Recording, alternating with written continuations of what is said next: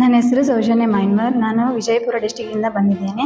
ನಾನು ಇಲ್ಲಿ second PU ಕ್ಲಾಸ್ನಲ್ಲಿ ಓದುತ್ತಿದ್ದೇನೆ. ನಮ್ಮದು ಕಾಲೇಜ್ ಹೆಸರು ವಿಜೇತಾ PU ಕಾಲೇಜ್.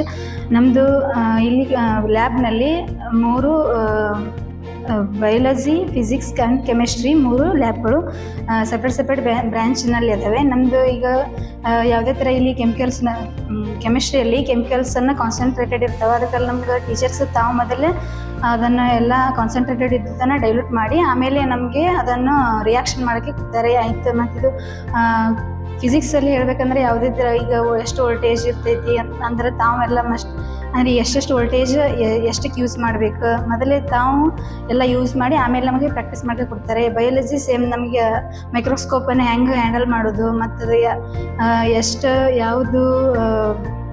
ಯಾವುದೇ ಈಗ ನಾವು ಎಕ್ಸ್ಪೆರಿಮೆಂಟ್ ಮಾಡತ್ತೀವಿ ಅಂದರೆ ಯಾವ ಲೆನ್ಸ್ ಹಾಕಿ ನೋಡಬೇಕು ಎಷ್ಟು ಅನ್ನೋದೆಲ್ಲ ಹೇಳ್ಕೊಡ್ತಾರೆ.